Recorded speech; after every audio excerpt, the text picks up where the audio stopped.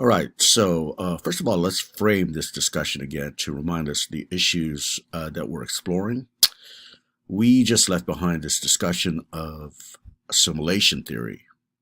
And if you remember, it was conceived by scholars as they studied pre 1965 immigration groups. And basically, that means European immigration groups. And what they noticed when it came to assimilation, that these immigrants would gradually adopt American culture. They'd be influenced and acculturated into the dominant culture.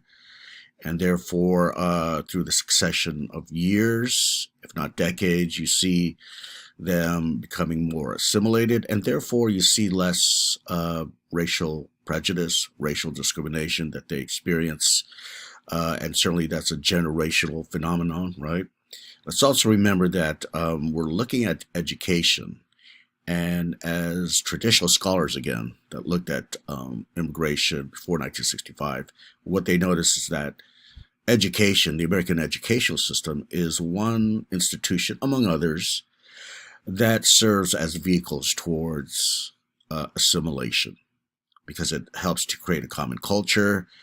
It leads to the gradual erosion of pre-migration beliefs, viewpoints, and so forth. Even language. It leads to the proliferation among immigrant families with English rather than say Italian or Hebrew or name your language, right?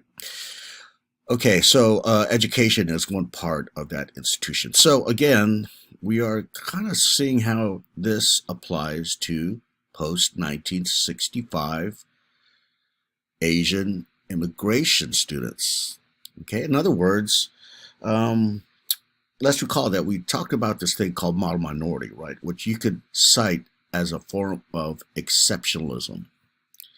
Now, exceptionalism, and by the way, it's spelled, if you're not familiar with this term, exceptionalism, exceptionalism. And it basically means that well, if you claim some sort of exceptionalism, you're claiming that there's some sort of elevated status or even superiority that's somehow attached to a certain group of people, right? Whether that group of people is determined by, say, religion, by nation, by ethnicity, and other factors. Okay, so there's such a thing, for example, as American exceptionalism, Chinese exceptionalism. You can think of numerous things, right, in your imagination. Now, what we're doing is exploring whether there's such a thing as Asian American exceptionalism when it comes to, as we mentioned before, the empirical reality of upward mobility society, whether through income level, socioeconomic status, professional level, and educational level. Okay, so is there such a thing as Asian American exceptionalism as imagined by the model minority image? Now, going to schooling, is success due to Asian culture? And then is that combined with the American school system that, in principle awards excellence regardless of race or ethnicity or social class?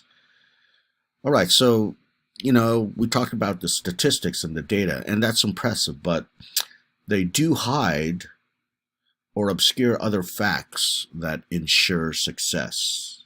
Okay, so what we have to look at are those more hidden factors, and also we have to look at the hidden issues behind educational success of Asian Americans that aren't so great or exceptional.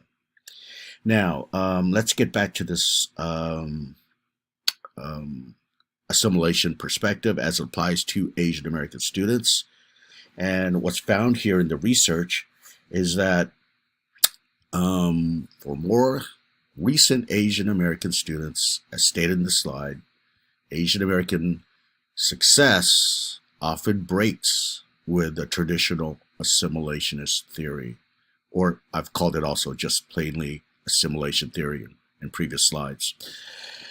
Okay, so it breaks with assimilation perspectives. Now, again, the classical assimilation theory, which we talked about, it's the view that immigrants integrate culturally and socially into the larger dominant culture, the larger dominant society, and again, you have the eventual disappearance, erosion of pre-migration culture and attitudes, leading to full assimilation. Now, when it comes to success in the educational system, to explore that a bit further than I already did, what assimilation theory, or how it views education, rather, is that, this is an institution, the educational system in the United States in this case, whereby student ability and student drive is a big factor in educational success. And once you put, this student, you integrate them into the U.S. schooling system, and that schooling system is based on meritocracy. What does that mean? Well, you're awarded by merit. If you are, again, if you have the ability, the natural ability, as well as the drive, well, you're going to do well. So there's this notion of the educational system as having objective standards of achievement. And that's easy to think about, right? Things like grades, for example, or even your IQ measurement, or let's say AP classes, these resources for students, right? Honor roll, things like that.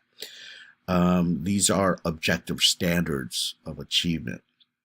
Okay, so therefore, when you think about that, what I just described, and also think about how classical assimilation theory, widely understood, argues that you see the erosion of pre-migration attitudes. Well, when it comes more specifically or particularly to the educational system, well, race, ethnicity matters less, right? Because it's based on meritocratic systems, meritocracy. So therefore, you don't see racial discrimination as really being a crucial factor in educational attainment according to traditional assimilation theory. Okay, but let's see how what I just described here, how that applies to Asian American students. First of all, I remark here, and again, this is the results of research conducted by scholars in the field. What these scholars uncovered is that for more recent Asian Americans, and certainly that means today, you see the crucial role of ethnic networks and community rather than full integration. Okay, so what this is arguing is that, they rely on the ethnic community where they live in, rather than, again, full integration. And what are these? Resources like language classes within their ethnic networks, exam preparations, preparatory courses, academic clubs. Okay, these aren't necessarily part of the actual school they attend. They're part of their ethnic community or ethnic network that were put in place to ensure a better outcome, right? Or at least to hopefully lead to a better outcome. Okay, so in other words, rather than full integration again, Asian American students take advantages of ethnic resources. So you don't see this complete erosion, right, of ethnicity. Moreover, you don't see this idea of, race or ethnicity completely doesn't matter, right? Or matters much less is the way I should actually put it. Okay. Contrary to the traditional assimilation theory, you can't completely discount the role of race and ethnicity when it comes to Asian Americans. Okay. So another thing that scholars have noticed, this is especially true when they interview not just the students, but the families, right? The parents. They find that race oftentimes, not every time, but oftentimes indeed plays a role in the pursuit of education. Okay, so in fact, it's been cited as a motivating factor in the, let's say, immigrant parents, them really pressuring their children to do well. Immigrant families often consider higher education as the best approach to overcome their disadvantaged social location, which may have been determined by race in the first place. Okay, so as related to, again, assimilation theory, Asian Americans succeed to overcome discrimination, not due to the complete disappearance of it. Okay, so hopefully you see that how race and ethnicity still matters in this case. All right. So again, these are two ways that Asian American student success is not completely befitting with the traditional view. Now, scholars also emphasize a few more things. They emphasize the unrecognized problems faced by Asian American students. What does this mean? Well, oftentimes it's related to mental health. And we're going to get into that later, how you'll see a disproportionate amount of Asian American students suffering from mental health that was directly a result from this pressure to succeed. Okay, and again, you're going to see this disparity in mental health when you compare Asian Americans with other ethnic groups, other ethnic students. And also, let's remember something that we already explored, the lack of parity among different Asian ethnicities. Okay. It's obviously the case that, and you now know this, that there's different educational outcomes or degrees of success when it comes to different Asian American groups. As we acknowledged earlier, there's a pretty wide gap between what we call in this class Indo-Chinese, right? That's to say Vietnamese, Hmong, Cambodians, Laotians, compared to, let's say, the children of professionals from Taiwan or China. Then the children of, well-off families and parents, right, who are already doctors or lawyers and engineers, right? So you see higher success when it comes to, let's say, South Asian